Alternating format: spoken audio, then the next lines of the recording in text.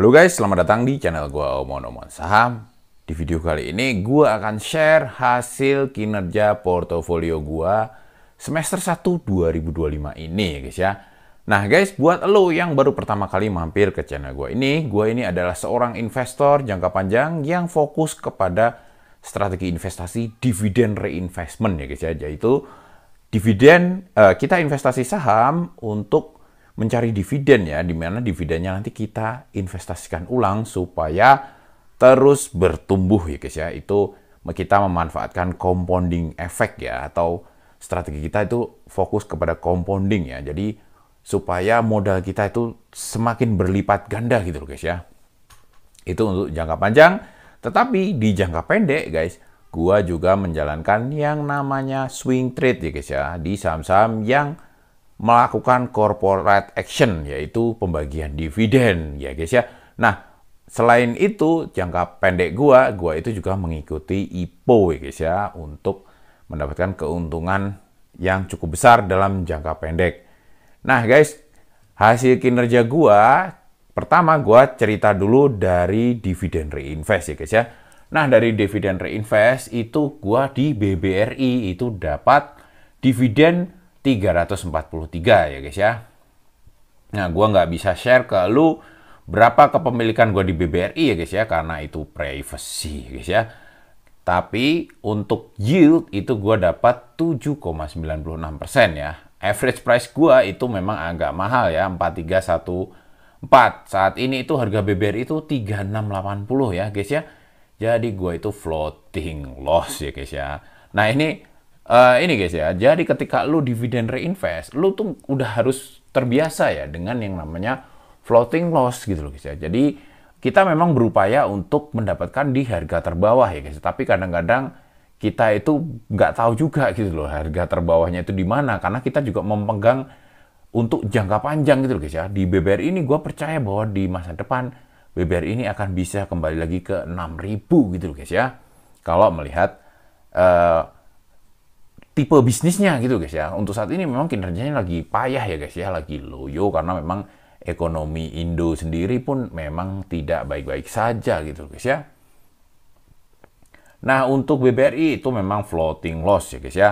Untuk PTBA ya, dividen reinvest gua selain di BBRI, gua juga di PTBA ya, yang semester 1 ini membagikan dividen ya, meskipun belum dibayarin ya, dibayarinya nanti di semester 2 ya, yaitu di 15 Juli, tapi gua hitung gua udah dapat dividen karena gua itu memegang si PTBA ini sampai dengan cum date ya. Memang tidak dijual ya guys ya untuk PTBA ini guys. Gua dapatnya average-nya di 2940 ya guys ya.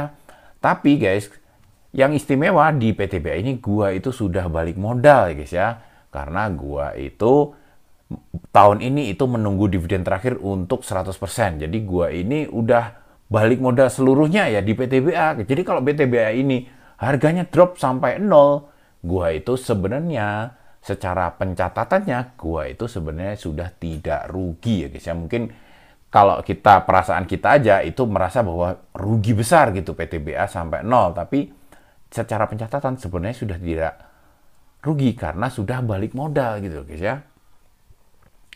Di PTBA gua dapat yield 11% ya, tetapi harga saat ini cuman 2.400, gua itu floating loss juga lebih dalam dari BBRI, yaitu 17% ya guys ya. Di PTBA ini porsi gua cukup gendut ya guys ya. Di sini porsi gua tuh gede banget ya, porsi aset gua di PTBA ini ya.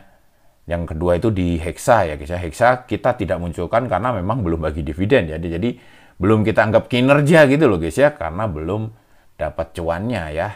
BBRI itu porsi gue porsi yang ketiga ya guys ya. Nah, ini untuk MPMX ini sebenarnya ceritanya gue itu gini guys. Di MPMX ini gue itu sebenarnya mau dividen reinvest, tetapi karena pas cum date lagi sibuk, lupa, akhirnya gue itu mendadak menjadi dividen reinvest di MPMX ini, karena ini juga porsinya yang tidak terlalu besar ya guys ya. Ini saat ini dapat yield dividen 11%, tetapi gua itu floating 5% ya. Di saham-saham yang dividen reinvest Ya, baik BBRI, PTBA, MPFX maupun Hexa, itu gue semuanya floating loss ya guys ya. Tapi tidak apa-apa, kita sudah dapat dividen sampai balik modal, itu floating loss sampai nol juga bodo amat ya guys ya. Kita harus punya mindset seperti itu ya guys ya.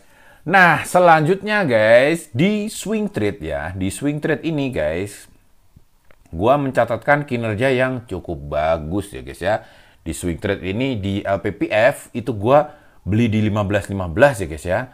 Dalam waktu 2 bulan itu sudah cuan 32% ya. Muntah-muntah ya, ini jackpot karena memang di luar dugaan ya. Kita mengira, kita prediksikan kemarin LPPF itu bagi dividennya 200. Ternyata RUPS membagikan dividen 300. Akhirnya orang berbondong-bondong. Ya, akhirnya ya jackpot guys, LPPF ya. Dapat 32%. Dari LPPF ini gua lompat ke Pegas ya guys ya. Di Pegas itu gua dapat 15% ya guys ya. Dapat 16.21, kita jual kemarin di menjelang Jumdet itu di 1880 ya. Dapat 15% ya. Lumayan guys ya, di swing trade-nya lumayan-lumayan. Nah, di KKGI itu kemarin terjadi kehebohan ya guys ya. Itu dapat, tapi masih sempat jual di harga tinggi ya, 430 itu di 8,7%. Nah, di Panin Sekuritas ini kita lompat lagi ke Panin Sekuritas ya, PANS ya. Ini mau bagi dividen 150 ya guys ya. Tapi kita tidak tunggu sampai Jumdet karena kita mau pergunakan uangnya untuk all in di IPO, CDIA sama blok gitu guys ya. Jadi kita ini guys ya. Jadi kita jual dulu ya hari ini PAN Sekuritas ini karena memang waktu penyediaan uang itu tanggal 7. Jadi harus kita sediain uang tanggal 7 karena nanti uang itulah yang akan dipakai untuk IPO CDIA sama yang lainnya gitu guys ya. CDIA ya, blok kalau nggak salah tanggal 8, tapi kita harus cepat menyediakan uang. Akhirnya PANS ini kita panen sebelum waktunya gitu loh guys ya. Jadi PANS ini harusnya dipanennya nanti ya menjelang Jumdet ya. Tapi kita jual duluan karena memang butuh uang untuk borong IPO gitu loh guys ya, untuk beli IPO. Nah guys, selanjutnya di IPO kinerja gue itu cukup bagus ya, tapi sayangnya ini dapat penjatahannya tuh kecil-kecil ya guys ya. Untuk Ratu, CBDK dan Maine ini kinerjanya itu di Ratu gua itu dapat 275% ya guys ya. Ini 2 kali beggar ya, dapat 2 kali beggar. Sayangnya ya cuman dapat ya sekitar 2 apa 3 lot, gua lupa ya. Ratu ini ya kecil pokoknya. CBDK juga sama, dapat gede tapi lotnya kecil. Main juga sama ya. Di Main itu kita hanya 151% tetapi dapat porsi lotnya kecil ya. Makanya gue sering bilang kalau lo mau dapat porsi besar di IPO ya lo pakai beberapa ID gitu loh guys ya. Pakai ID bapak lo, emak lo, kakek lo, adik lo, bini lo, selingkuhan lo, semuanya pakai buat beli IPO gitu guys ya. ID-nya dipinjem-pinjem dulu gitu guys ya kalau mau dapat banyak. Tapi kalau mau dapatnya sedikit ya tidak apa-apa. Lo pakai ID lo sendiri, lo akan dapat sedikit. Atau lo pesen di atas 100 juta, itu nanti penjatahannya akan lebih banyak ya guys ya. Tapi sayangnya Bang Omon-Omon untuk modal IPO-nya tidak sampai 100 juta ya. Jadi akhirnya belinya dapatnya receh-receh. Nah guys, kayak gitu guys ya. Tetapi guys, ketika di total ya, total keuntungan semester 1 versus dengan modal itu Bang Omon hanya dapat 12% ya, 11,5% ya. Kenapa terlihat besar-besar di IPO ini? Ya ini terlihat besar-besar, tetapi ketika di total dengan jumlah total modal ini kecil-kecil guys. Karena memang ini persentase keuntungan dari beberapa lot gitu loh guys ya. Jadi lu dapat 275% pun kalau cuma 3 lot, 2 lot itu receh guys ya, receh. Nah di swing trade inilah yang Bang Omon cukup besar ya dapatnya ya di swing trade. Karena swing trade ini kita lebih resikonya lebih stabil ya dan gampang dapat barang gitu guys ya. Kalau IPO ini memang kan rebutan ya. Jadi memang agak susah dapat barang gitu guys ya. Kalau kita bisa dapat penjatahan yang banyak ya, terus beggar seperti ini ya tentunya kita cepat kaya ya guys ya. Seperti itu ya. Di dividen reinvest ini juga termasuk pemberat ya, dia itu yieldnya hanya kecil-kecil ya, tetapi porsi saham kita di situ besar ya, karena di situ itu ya lebih aman gitu guys ya. Jadi kita memang memecah resiko gitu guys ya. Kenapa gua nggak 100% aja di swing trade gitu guys ya? Ini tujuannya adalah untuk memecah resiko, karena gua sering sekali ingetin ke lu semua, swing trade itu resikonya cukup tinggi ya dibandingkan dengan dividen reinvest. Dividen reinvest ini pasif guys, kita hanya diem saja, nggak ngapa-ngapain, ya tidak ngapa-ngapain, tetapi duit mengalir terus ya dari dividen gitu loh guys ya. Oke guys, mungkin kayak itu dulu guys ya omongan kali ini. Sampai jumpa lagi di video selanjutnya. Wassalam.